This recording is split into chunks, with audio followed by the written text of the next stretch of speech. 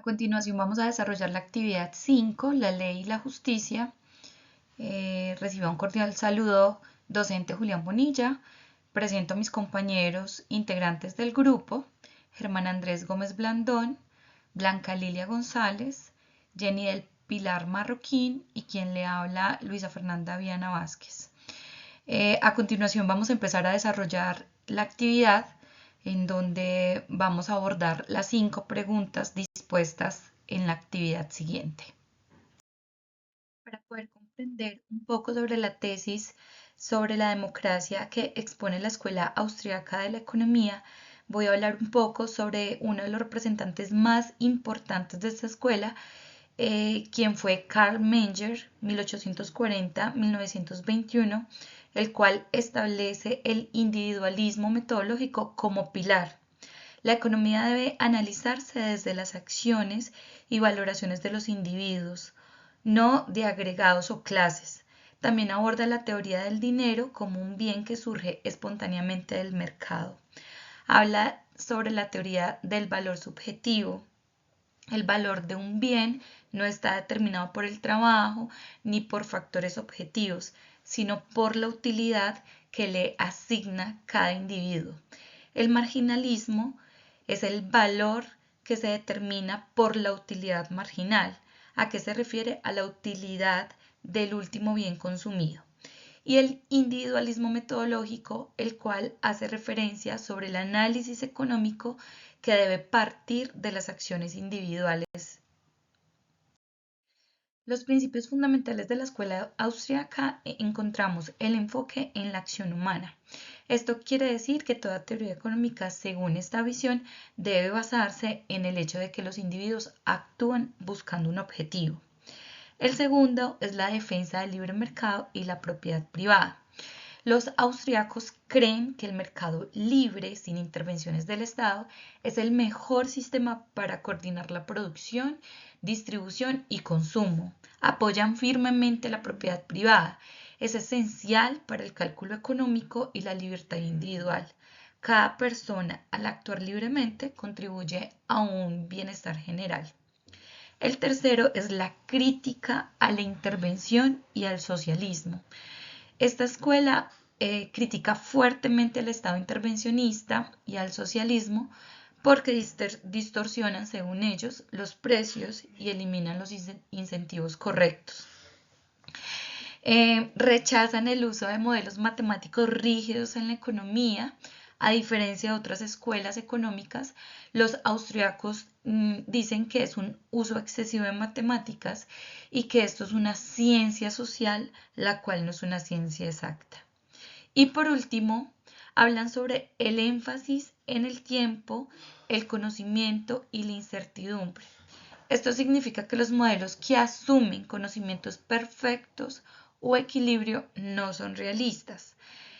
Autores como Hayek explican que el mercado coordina información dispersa mejor que cualquier planificador central. Ya conociendo un poco sobre la escuela austriaca y conociendo sobre su mayor exponente, Karl Menger, y sus principales pilares que defienden la economía desde sus tesis, podemos responder la primera pregunta, la cual es o se refiere a cuál es la tesis que la Escuela Austriaca de la Economía tiene sobre la democracia. Y lo primero es que la democracia para ellos, si bien ofrece ventajas en términos de libertad, política y participación, tiende a ser inherentemente susceptible a la expansión del poder estatal y a la implementación de políticas intervencionistas, entre ellas la regulación, redistribución del gasto público inflado, entre otras. Esto puede llevar a distorsionar o alterar el funcionamiento del libre mercado, lo que hace que violan los derechos de la propiedad individual y en última instancia, según ellos, conduce a la ineficiencia económica y a una erosión de la prosperidad y la libertad individual, que serían los principales pilares a defender desde su tesis y desde la parte social como la define la Escuela Austriaca de Economía. Ya conocemos un poco que la escuela austriaca definitivamente va en contra de la democracia. ya que la define como un sistema político que puede ir en contra de los pilares que para ellos son fundamentales como el libre mercado y la propiedad privada.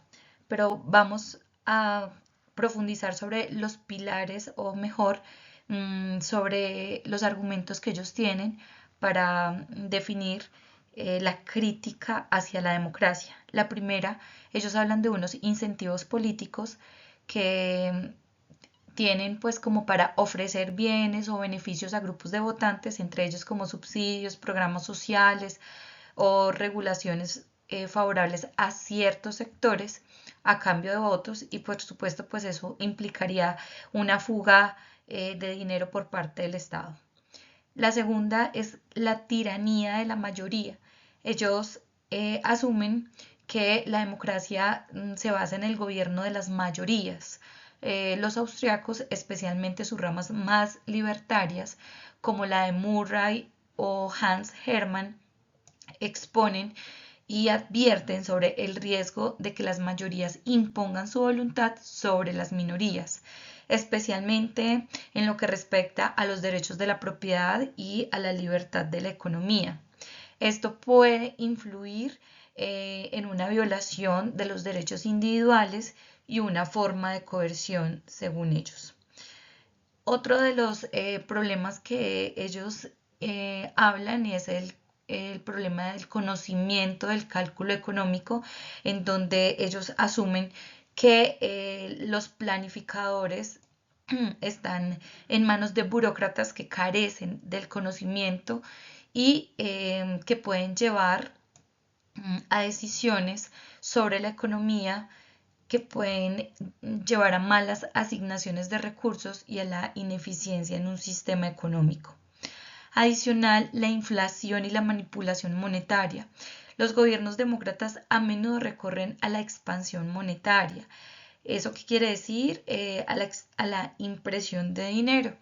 Y esto es para financiar sus programas, obtener popularidad a corto plazo. Pero esta política vista desde la escuela austriaca dice que es un impuesto oculto, ya que distorsiona los precios y fomenta ciclos económicos que reducen el poder adquisitivo de los ciudadanos. Corto plazo versus largo plazo. Ellos exponen la naturaleza electoral como uno de los factores en contra de la economía, ya que a menudo favorecen las soluciones a corto plazo para dar cumplimiento a todas estas promesas electorales, incluso si son insostenibles o perjudiciales a largo plazo. Esto choca con la visión austriaca, ya que ellos hablan sobre la necesidad de un marco institucional estable y de políticas económicas basadas en principios sólidos para la prosperidad a largo plazo. ¿Cuál es la tesis que la Escuela Austríaca de Economía tiene sobre la monarquía? La Escuela Austríaca de Economía no tiene una tesis específica o un enfoque centralizado sobre la monarquía en sí misma, ya que su marco conceptual se centra principalmente en la teoría del valor, la acción humana, el individualismo metodológico, el mercado libre, la crítica de intervencionismo estatal, en lugar de defender o criticar formas políticas particulares de la monarquía. Sin embargo, desde una perspectiva general de la escuela austríaca, se puede reducir que esta corriente valoraría en términos de libertad individual, propiedad privada, la forma de organización política y de gobierno que permita la mayor autonomía y protección de los derechos individuales. En este sentido, la monarquía, dependiendo de la estructura, ya sea absoluta, constitucional, limitada, etcétera, sería vista en función de cuando respete o restrinja las libertades. Monarquía absoluta. Probablemente sería considerada como una forma de gobierno que concentraba poder para una sola persona, limitando las libertades individuales y la economía del mercado, por lo que sería vista negativamente desde una perspectiva de libertad del mercado. Monarquía constitucional. Podría ser vista más favorablemente si cumple con ciertos principios de respeto a las libertades y los derechos individuales, funcionando más como una figura simbólica o un garante de la ley como poder absoluto que limite la libertad económica y personal. En resumen, la escuela austriaca no tiene una tesis específica sobre la monarquía en sí misma. Lo que enfatiza es que el poder político debe limitarse para proteger la libertad individual y la propiedad privada, principios que pueden o no ser compatibles con diferentes formas de gobierno, incluyendo la monarquía, dependiendo de cómo se estructuren o funcionen estas instituciones. Hola. Aunque la Escuela Austriaca de Economía no promueve directamente la monarquía, algunos pensadores la defienden frente a la democracia. El argumento principal es que la monarquía, al tratarla del poder como propiedad privada, incentiva una gestión responsable y a largo plazo, a diferencia de la democracia, donde los gobernantes actúan con visión de corto plazo al no poder ser propietarios del poder. Principales argumentos. En una monarquía, el rey ve el Estado como suyo, lo que lo lleva a cuidar su valor. En democracia, el poder es temporal y no es ese mismo incentivo. Menor cortoplacismo. Los monarcas, al tener un mandato vitalicio, no enfrentan elecciones, por lo que pueden tomar decisiones más estables y duraderas. Menor expansión estatal. La democracia, en su intento de satisfacer a muchos grupos, tiende a crecer en el Estado. La monarquía, con menos presión popular, tiende a mantenerlo más reducido y estable.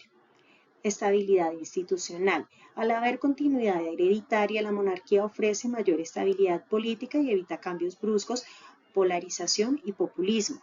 Identidad y unidad nacional. La figura del monarca puede actuar como símbolo de cohesión y continuidad cultural más allá de los vaivenes políticos. Conclusión. Desde esta visión, la monarquía puede ofrecer un gobierno más estable, predecible y orientado a largo plazo, mientras que la democracia, según esta crítica, favorece decisiones oportunistas y el crecimiento excesivo del Estado. Bueno, muy bien, hasta el momento entonces se ha hablado de una forma amplia, suficiente y debidamente argumentada sobre las tesis de la Escuela Austriaca de la Economía, su enfoque monárquico, sus pensamientos sobre la democracia y desde luego ese corte soberano que viene manejando de forma permanente. Ahora bien, es momento de abordar el cuestionamiento que nos indica qué relación tiene la idea de la monarquía con la propiedad.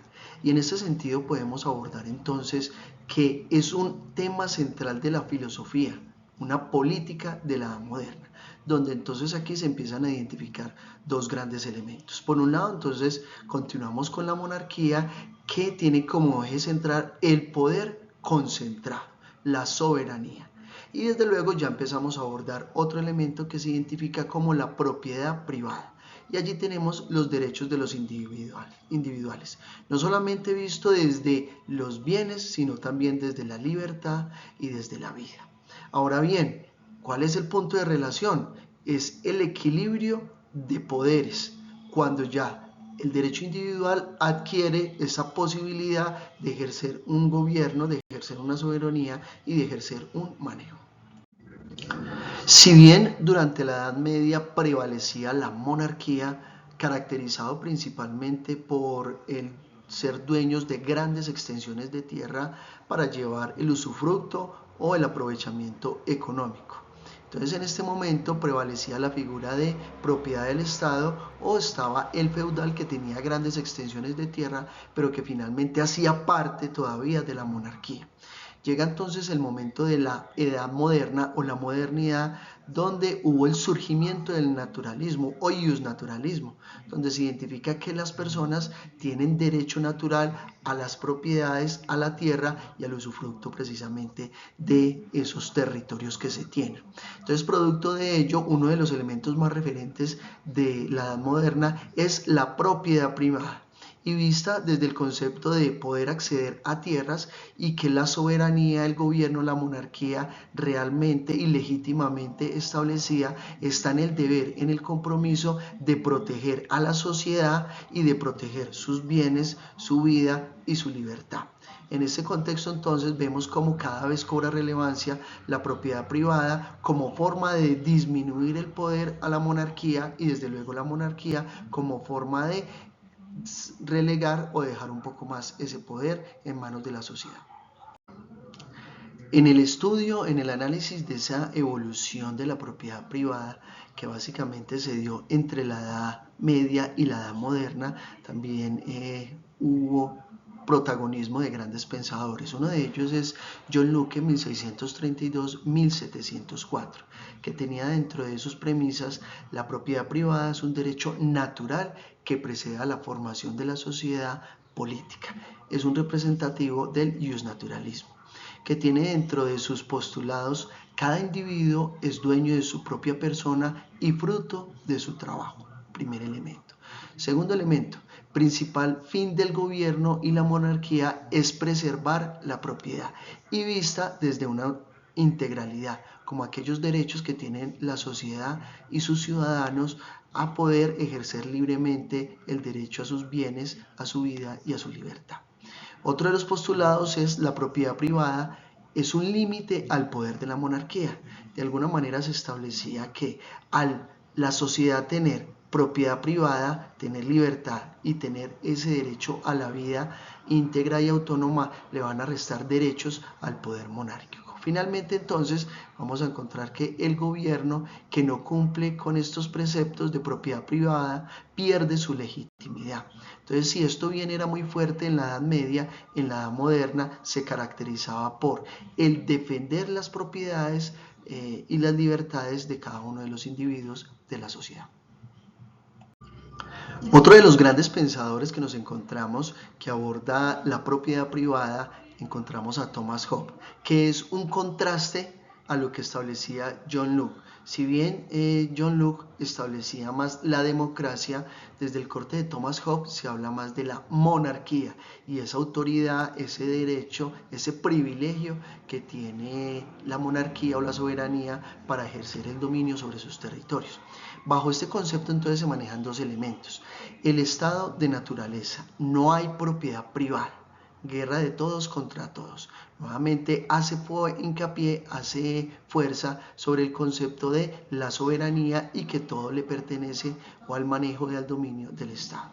Por otro concepto tenemos al soberano, que es la monarquía representada, que crea y garantiza la propiedad privada para la paz. ¿Qué quiere decir ello? Que a partir de generarle posibilidades de propiedad para poderlas manejar, usufructuar la población, esto lo hace con el fin de brindar condiciones donde se privilegie la paz, pero siempre bajo el dominio de la monarquía. Entonces, en esencia, podemos identificar cómo el monarca tiene un poder casi ilimitado y la propiedad privada existe bajo su gran hegemonía como un derecho que puede limitar su autoridad. Entonces, es preciso indicar que se plantea que en la medida que la población, la sociedad tenga soberanía, tenga tierras, tenga libertad para ejercer, pues desde luego va a perder autoridad la monarquía. Y otro de los grandes pensadores que aborda el concepto de la propiedad privada es Charles de Secondal Montesquieu, 1689-1755, donde tiene como postulado: el espíritu de las leyes, si bien no se enfoca directamente en la relación histórica entre monarquía y propiedad, sí aborda la importancia de la propiedad en el diseño de los sistemas de gobierno y cómo las leyes deben protegerla. En efecto, podemos identificar cómo la monarquía juega un papel fundamental, preponderante, para proveer las condiciones necesarias para que los ciudadanos dentro de esa sociedad puedan tener y adquirir esos bienes, esa libertad y esas propiedades para hacer provecho y su destinación adecuada.